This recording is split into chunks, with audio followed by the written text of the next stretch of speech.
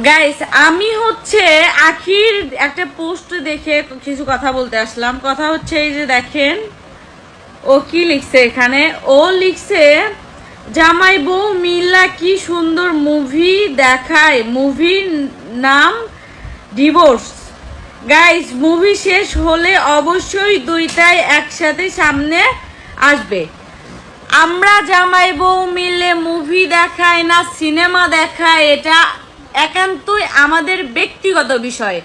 আর মুভিটা দেখানোর জন্য অবশ্যই তুমি আগে এই যে মুভি দেখানোর এটা করে দিছো, কাজ করছো, বুঝছো?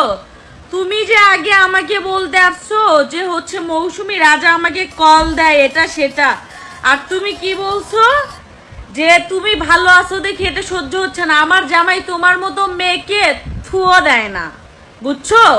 আমার জামাই তোমার মতো মেয়ের দিকে ফিরেও তাকায় না, থুতুও মারে না, এটা মাথায় রাখবা সব সময়। আর একটা কথা বলি, আর কি জানি লিখছো, আমাকে এত বাজে ভাবে বদনাম করার চেষ্টা করার পরেও আমি ভালো আছি।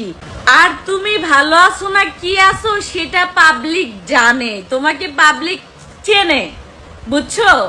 কারণ তুমি যে মুভি করো নেশা করে, তুমি ভালো থাকলে হাত কাটতা না, তুমি ভালো থাকতে একটার পরে একটা বয়ফ্রেন্ড চেঞ্জ করতা না, বুঝছো? ভালো থাকলে মানুষ একজনকে নিয়ে ভালো থাকে, তোমার মতো 10 জনকে নিয়ে মানুষ ভালো থাকে না। সো একটা কথাই বলবো তোমাকে, যে কথা বলার সময় অবশ্যই সাবধানে কথা বলবা, বুঝছো? আমাকে নিয়ে কোনো পোস্ট আমি সহ্য করব না। আমি বিউটি পার্লারের মৌ না, আমি মৌসুমী, বুঝছো? আমি একদম জায়গা মতো দিব। আর তোমাকে যদি সামনে পায় না আমি একদম টান দিয়ে ছিড়বো, বুঝছো? আমি এই মৌসুমী, কথাবার্তা ভালোভাবে বলবা।